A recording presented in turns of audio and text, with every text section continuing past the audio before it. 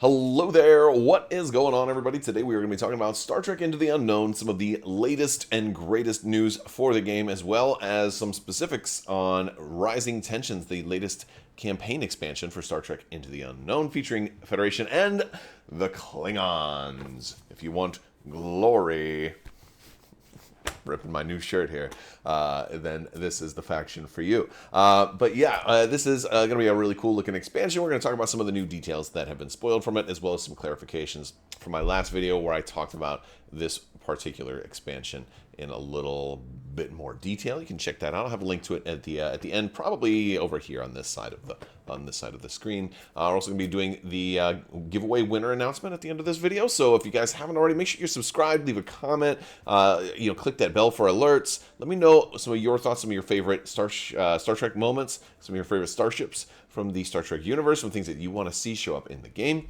at some point. Would be a very cool thing. So with all that being said, let's go ahead and jump into this video.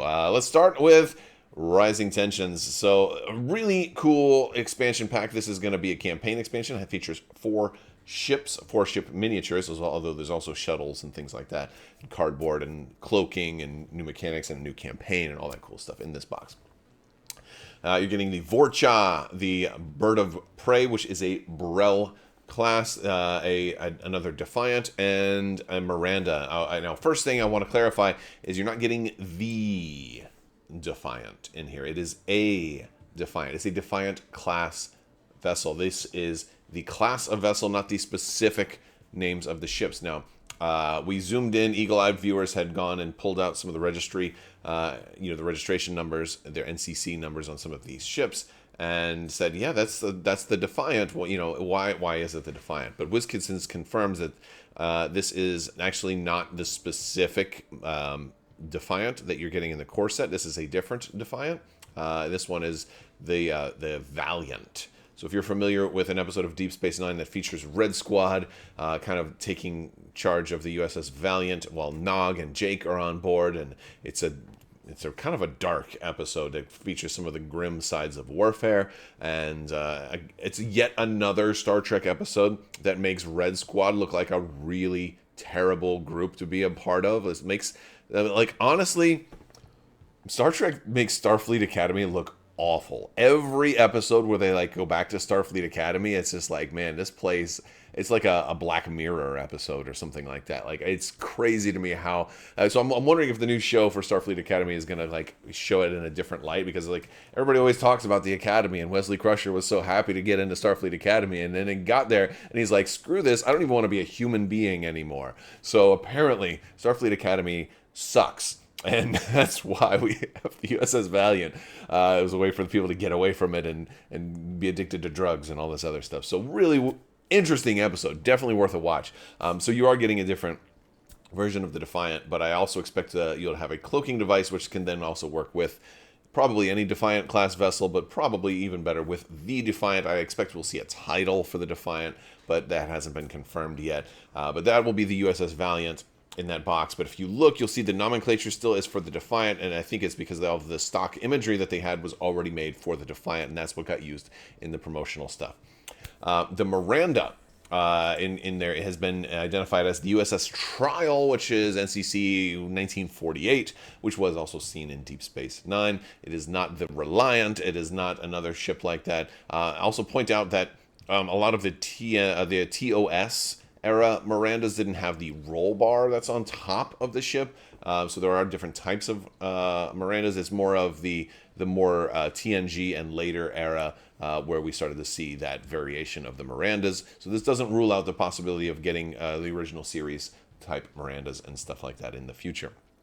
The Burrell is confirmed to be, or the Klingon bird of prey is confirmed to be a Burrell class bird of prey. They also did confirm that we should see moving wings on that bird of prey, which is also very, very cool because of the fact that you see birds of prey with lots of different wing configurations. I can't wait to get my hands on these, and hopefully we'll be able to see them fairly soon.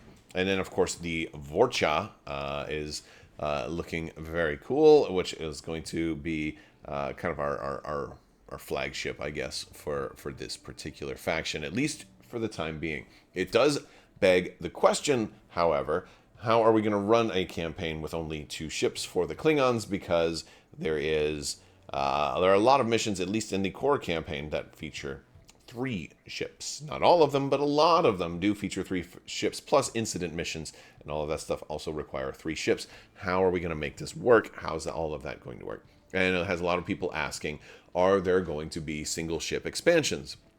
Similar to how we had the metallic, silvery USS Enterprise. I think the intent always was to have standalone single ship expansions. However, I can't speak for WizKids, but not all plans and hopes end up happening. I think there's still a very good chance that we will see standalone ship expansions.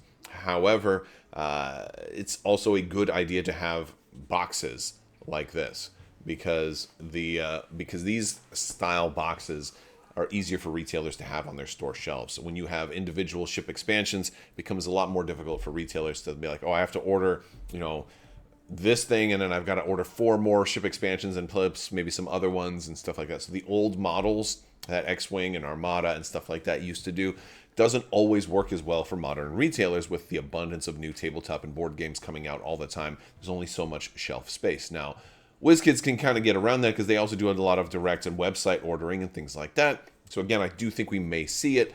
I actually did see a Metallic Enterprise in my local Coliseum of Comics here in Orlando, which is pretty cool to see that, while Star Trek is selling out in a lot of places, there are a lot more and more stores carrying it and are also willing to carry individual ship models, especially for popular ships like the Enterprise. But I don't know if we're going to see every single ship in a standalone ship model, because not every ship is quite as popular. Like, I don't think we would have seen a Constellation class in a standalone ship box, for example, because it just might not have that much shelf appeal.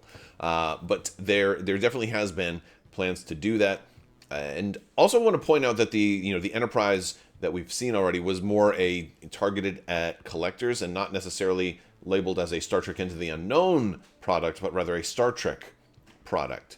And the specifics for that is that there was no gameplay advantage for buying that Enterprise. It was just a cosmetic upgrade. Whereas if we were to see some standalone ship boxes, they might have more gameplay cards. Although you did have a damage deck in there, you didn't have any officers and stuff like that. And so I would love for them to do like an Enterprise that actually had the officers of the Enterprise on there. And I think that would work really well here, considering that you're getting like Riker and a lot of the other Enterprise crew. This would be a great time to launch an Enterprise expansion as well as other expansions, because maybe if you have the core set, maybe you don't want another Defiant and another Miranda, but you get that Enterprise expansion. Now you get all of your officers and stuff like that way, and then you can run it. If they did a Galaxy class expansion, they could have different titles on there than the Yamato and the Odyssey and so on and so forth, and they could do all of those things. I think that would be kind of an excellent way to do it. But I know that they had plans to do something like that. Of course, things change, not always. I don't know if that's actually going to happen. It certainly hasn't been confirmed yet, but I think there's a reasonable chance of stuff like that happening, especially when it comes to the Klingons and how are they going to run incident missions. Are you going to be forced to buy multiple Rising Tensions campaign expansions? I don't think so. And I don't think that they will force you to have only 2 ships and not be able to play 3 ship missions, which brings about the question, how will you do it? And that's an excellent question. So let's talk about some different ways they could do that. One way, of course, would be with a standalone ship box. Another way would be to buy a second Rising Tensions expansion box. They're not going to do that. I don't think they're going to force you to do that, although I may pick up 2 just because I'm crazy. But a third way to do that is to take advantage of a mechanic that already exists in the game, and that's called sway. And that might mean that you run a Vorcha and a Bird of Prey. Oh, and you have a Miranda also. Or maybe you run Klingons, maybe you run Federation fleet with a Klingon Bird of Prey, and you start mixing and matching factions. We already have some sway in the game with Worf and things like that. So this will probably be an opportunity to teach both cloaking and how sway actually works and how we build mixed fleets. Again, the game and its campaign has been very much a teaching campaign, and with each incremental mission you're learning more and more mechanics that didn't exist before, and that would be a perfect narrative flow for Rising Tensions to kind of start off with a basic mission, then cloaking, and then kind of work you into how sway would work because again, this does say that it does require the core set in order to play. While it is a campaign expansion, it's not a standalone starter, so this isn't meant to be a starter. We also did see Gowron spoiled in a little bit more detail. We can see the back of his card. We can't see the front and everything that's on there, and of course that is going to be an important part. But he does only have, like 4 different kind of skill level there with not necessarily no sway or anything like outrageous printed on the back of his card.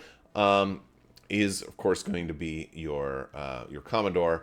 But he's at 15 points, and the only thing I think that looks noteworthy outside of that amazing art and those amazing eyes is the fact that he's got 2 health, so he can sustain damage and still be effective, which means that I would expect if you're running Gowron, he's going to have some function that makes him want to kind of join teams and maybe go down to the surface and do some battle and be more effective doing that stuff. Like I don't think he's going to want to just sit on his bridge and be like, no, I will have martinis on the bridge. Bring me more gok and blood wine and things like that. Actually, he wouldn't say it like that. He would be like, bring me more blood wine, yes. Are you going to beam down, sir? Perhaps, but not today. Today is martinis on the bridge. I don't know.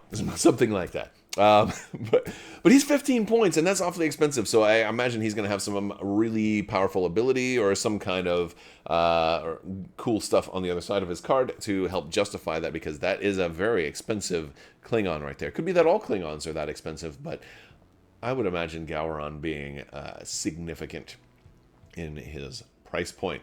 So that is Gowron, and I like how it's, again, this game takes place in kind of a set time, and I do kind of hope we can see other versions of certain characters over time, because like Gowron is one of those characters that starts off as just some guy trying to become Chancellor, and then becomes like this great Chancellor, and then the power kind of goes to his head, and then he's I don't want to spoil DS9 for you, but he has an interesting arc. He has some personality changes, so that's pretty cool stuff. Can't wait to see more from this expansion, more of what gets spoiled, or maybe one day I'll just get a review copy in the mail and I'll be able to open up and be like, oh, spoilers, and then I'll share it with you. I don't know, like I still like seeing spoilers, but I also like having surprises in the box. That's like kind of the way X-Wing used to do it. It would be like they would spoil like 90% of the stuff, and then you'd be like, oh, there's a few things left. It's cool how stuff like that happens. So it's a fun thing with Starship games to have some of those upgrade cards and some of those officers and things like that spoiled. So cool stuff. In interesting news related to conventions at Gamma, apparently there were some very rare limited edition Enterprise models in the metallic style, but done under a metallic red, which is very cool. Big thanks to TNG Lightning Effect in the Star Trek Into the Unknown Discord for sharing some photos of this beautiful metallic red Enterprise that was basically acquired for him by some friends who attended Gamma in Las Vegas just recently in February. Of course, Gamma is a big trade show where a lot of retailers and vendors get together, and these game publishers kind of basically try to pitch their product lines to all the different big stores and chains and stuff, and says, here's why you should carry Star Trek Into the Unknown, and so on and so forth. But they had a pretty cool promo. Like, this is a cool thing. Not what I would have expected, out of an Enterprise model, but it's still pretty cool. I don't know if they will have these at any more conventions or if they'll have anything cool like that, but they will also have a presence at Adepticon. There is, again, WizKids has been talking about Adepticon a little bit more. There's going to be a lot of events for HeroClix. Those are going to be Learn to Plays at the with all the rest of the Learn to Plays, where you can learn Star Trek Into the Unknown. So if you are still on the fence about the game, this is your chance to get in there and get some gameplay with it. It would be interesting if they had these at Adepticon. I don't know if they will or not. I don't know if they'll have anything special at Adepticon, or maybe they will, maybe they won't. I guess we will see. I am hoping, however, to see an up close and personal look at maybe some early versions of the Klingons. I don't know if they'll have that or not yet, but I'm hopeful. And of course, if they do, I'll be trying to bring you all of that great coverage as we get closer and closer to this expansion finally hitting our store shelves and becoming a reality. It's an exciting time to be a miniatures gamer and to be a Star Trek fan and to be a Starship fan. So if you're a fan of Star Trek, Star Wars, tabletop miniatures, starships in general, love to have you guys stick around, subscribe, enter to win the giveaways. Speaking of our giveaways, today's winner for that $25 Amazon gift card that you can put towards a gaming expansion of your choice is going to be Iron Jiho Shap Pafat 2764. I probably murdered your name. I apologize about that. Go ahead and shoot me an email at mailcrabbok@gmail.com. and we'll get you squared away. Thank you for entering to win. Everybody else, don't worry, we do more giveaways. We'll have more happening all the time. And plus, you want to stick around anyway. We're going to be covering lots of new cool stuff coming out of Adepticon. And if you're going, we'll be there. You'll be playing in some tournaments. We'll be talking to vendors. We'll be walking the exhibitor hall. I'll be playing Armada. I'm going to be playing Cyberpunk Combat Zone. And maybe in the future, we'll be playing in Star Trek Into the Unknown. We'll definitely be playing in Star Trek Into the Unknown events. Love to see what the future of convention play and cool things like that, with cool events that they have planned for this game's glorious future. All right. Anyway, all right, that is gonna do it for today's video. I want to thank you guys so much for watching. A big thanks to my patrons. You guys are absolutely amazing and help make this whole channel possible. I will talk to you later. May the force be with you. Live long and prosper. Be excellent to each other, and always wash your socks.